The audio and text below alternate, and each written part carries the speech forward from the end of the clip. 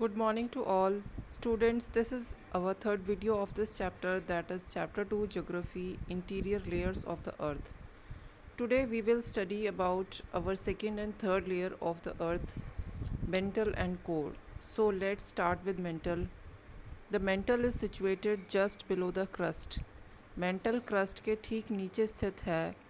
It is about 2900 kilometre thick. यह लगभग 2900 kilometre मोटी है. Based on its chemical composition, it is divided into the upper mantle and the lower mantle. इसकी रासायनिक संरचना के आधार पर इसे अपर और लोअर मेंटल में बांटा गया है. The upper mantle is a thin, stiff layer consisting mainly of the minerals silica, iron and magnesium. Upper mantle में एक पतली कड़ी परत है जिसमें पाए जाने वाले मुख्य खनिज सिलिका, आयरन और मैग्नीशियम हैं.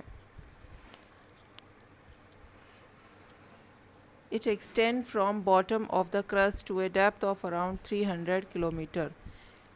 यह क्रस्ट के नीचे से लगभग 300 किलोमीटर गहराई तक फैली हुई है. The lower mantle extends from around 300 to 2900 kilometre.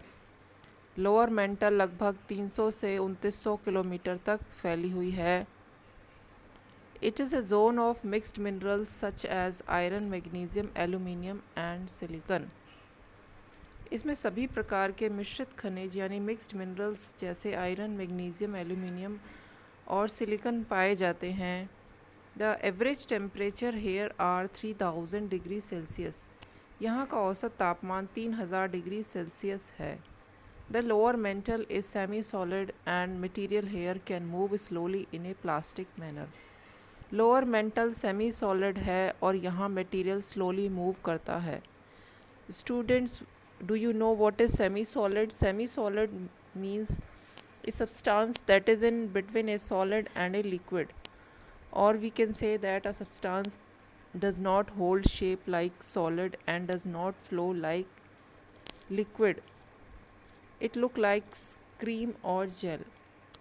Semi solid substance वो सब्सटेंस हैं जो ना कि पूरी तरह से सॉलिड फॉर्म में होते हैं और ना ही पूरी तरह से लिक्विड फॉर्म में होते हैं. दे लुक्स और अपीयर्स लाइक ए विस्कस वे. यह एक गाढ़ा पदार्थ है जो कि स्लोली मूव करता है. यही रीज़न है कि मेंटल में जो सब्सटेंस होते हैं वो सेमी सॉलिड फॉर्म में होते हैं और वो स्लोली मूव करते हैं. The molten material in the lower mantle is called magma, which flows out as lava during volcanic eruptions. Lower mental में एक पिघला हुआ पदार्थ पाया जाता है जो मैग्मा कहलाता है, जो ज्वालामुखी विस्फोट यानी वॉल्केनिक इरप्शंस के दौरान पृथ्वी की सतह पर फैल जाता है और लावा कहलाता है. Now we will discuss about our third layer, that is the core. The innermost layer of the earth is the core.